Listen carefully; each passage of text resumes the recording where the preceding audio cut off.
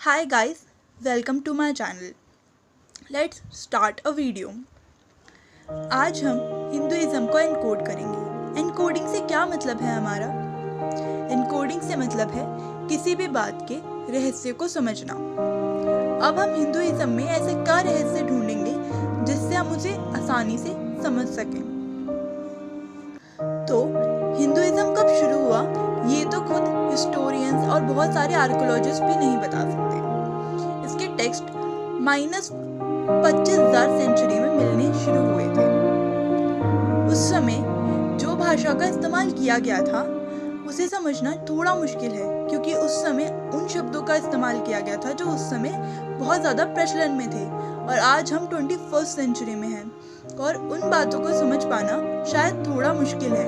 इसीलिए बहुत सारे हिस्टोरियंस ने ऐसी किताबें निकाली हैं जिनमें उन बातों के बारे में थोड़ा बहुत लिखा है। तो चलिए हम भी उससे थोड़ा सा इंस्पायर होते हैं और उस पर एक वीडियो बनाई है। चलिए आप देखिएगा और प्लीज़ कमेंट में बताइएगा कि आपको कैसी लगी। अगर हम अपनी पुरानी किताबें उठा के देखें तो हमें पता चलेगा कि काफ़ी सारी ऐसी जगहों पर राक्षस या असुर के बारे में वर्णन है। तो क्या हिडिंबा या कंस या फिर उनके जैसे कई प्राणी जिनके लिए असुर, राक्षस या दानव जैसे शब्दों का इस्तेमाल हुआ है, क्या वह इंसान नहीं थे?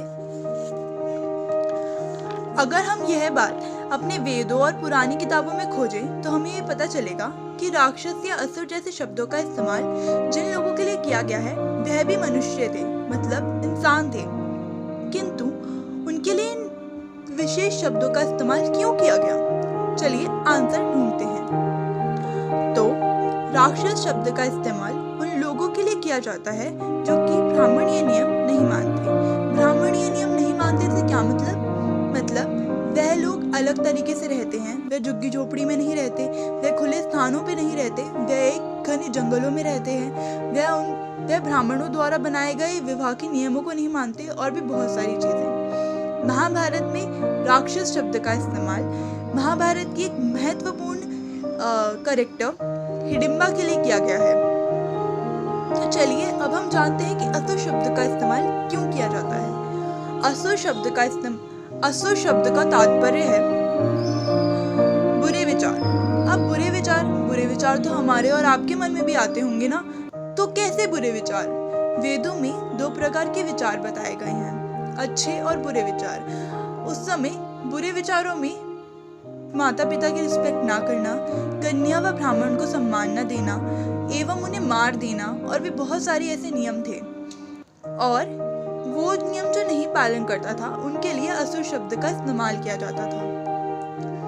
किंतु कंस को मारने के लिए स्वयं भगवान को जन्म लेना पड़ा, और क्या बात थी उसमें ऐसी खास? तो चलिए जानते हैं। अगर हम कृष्ण लीला गौर से देखें या फिर उनके बारे में थोड़ी बहुत बुक पढ़ें तो हमें ये पता चलेगा कि उनमें खास भाषा का इस्तेमाल किया गया है। जैसे कि जब पृथ्वी पर असुरीय विचार हावी होने लगे तो उसमें से काफी सारे ऐसे लोग थे जिनमें ये विचार हावी हो रहे थे। उनमें सबसे बड़ा एक जो इंसान था वो था कंस, जिसमें सबसे ज्यादा इन विचारों की तादाद थी। तो इस वजह से उसे मारने के लिए स्वयं भगवान को आना पड़ा। अब इसके पीछे बहुत सारी स्टोरीज हैं, और मैंने असुर और सुर का टॉपिक इसलिए उठाया क्योंकि ये माइथोलॉजी में एक इम्पॉर्टेंट टॉपिक है और इसे समझना शायद हो सकता है थोड़ा मुश्किल है। तो असुर शब्द का इस्तेमाल उन लोगों के लिए किया जाता है, मतलब असुर शब्द को मैं इस वे में समझ सकते हैं कि असुर का मतलब नेगेटिव थॉट से है और सुर का मतलब पॉजिटिव थॉट से। हम इन बातों को अपनी प्रैक्टिकल लाइफ से भी रिलेट करके देख सकते हैं। तो थैंक यू सो मच मेरी पूरी बात सुनने के लिए। Thank you.